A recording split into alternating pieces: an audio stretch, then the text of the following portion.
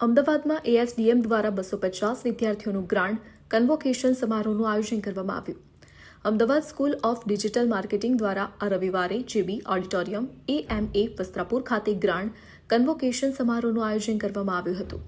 આ કન્વોકેશન સમારોહમાં અમિત ઠાકર, ધારાસભ્ય વેજલપુર અને ટેક ડિફેન્સના ફાઉન્ડર સની વાઘેલા ઉપસ્થિત રહ્યા હતા. આ સમારોહમાં ડિજિટલ માર્કેટિંગ અને એઆઈ આધારિત તાલીમ પૂર્ણ કરનાર વિદ્યાર્થીઓને સર્ટિફિકેટ આપવામાં આવશે અને તેમના કરિયર સફરની શરૂઆતને ઉજવવામાં આવ્યું. આ પ્રસંગે એએસડીએમના ફાઉન્ડર લવ ત્યાગીએ જણાવ્યું કે ભારતની ડિજિટલ અર્થવ્યવસ્થા ઝડપથી વધી રહી છે અને આજના સમયમાં કંપનીઓને એવા પ્રોફેશનલ્સની જરૂર છે જેમણે માર્કેટિંગ સાથે ટેકનોલોજી અને એઆઈનું પણ જ્ઞાન હોય. એએસડીએમનું મુખ્ય ધ્યેય વિદ્યાર્થીઓને પ્રેક્ટિકલ નોલેજ, ઇન્ડસ્ટ્રી એક્સપોઝર અને રિયલ બિઝનેસ અનુભવ સાથે તૈયાર કરવાનું છે. આ કન્વોકેશન અમારા વિદ્યાર્થીઓના પ્રોફેશનલ જીવનની શરૂઆતનું પ્રતીક છે.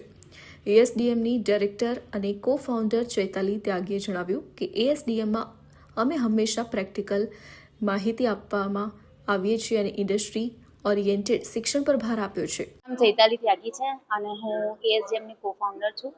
અમે એઝ એ એએસડીએમ ઇન્સ્ટિટ્યૂટ આ ફિલ્ડમાં વર્ક કરીએ છીએ ઓલમોસ્ટ 16 વર્ષથી અને અત્યાર સુધી મોર દેન 5 લાખ ઇન્ડિવિજ્યુઅલ્સને ડિજિટલ માર્કેટિંગ થ્રુ અમે ટ્રેન કરી ચૂક્યા છીએ.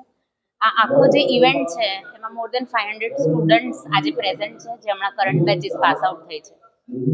જે આખું જનરેશન, તમે ચાહે ડૉક્ટર હો, એન્જિનિયર હો, તમે કોઈ પણ ફિલ્ડમાં કોઈ પણ વેપાર કરતા હો કે તમે કોઈ પણ વસ્તુ કરતા હો, ડિજિટલ માર્કેટિંગ ને એઆઈ એ વસ્તુ છે જે તમને ગ્રો કરવામાં હેલ્પ કરશે. લોકોથી તમે અલગ થઈ જશો જો તમને એઆઈ નહીં આવડે.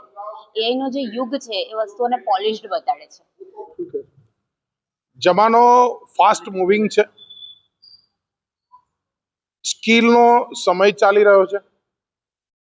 માર્કશીટ કરતા આજનો યુવાન એની સ્કિલથી ઓળખાય છે. 2047ના વિકસિત ભારત માટે અનેક સ્કિલની અંદર મહત્વની સ્કિલ છે એ ડિજિટલ અવેરનેસની સાથે ડિજિટલ માર્કેટિંગમાં મહારત હોય આની આવશ્યકતા છે. અમદાવાદની અંદર એએસડીએમ એ સક્સેસ સ્ટોરી છે.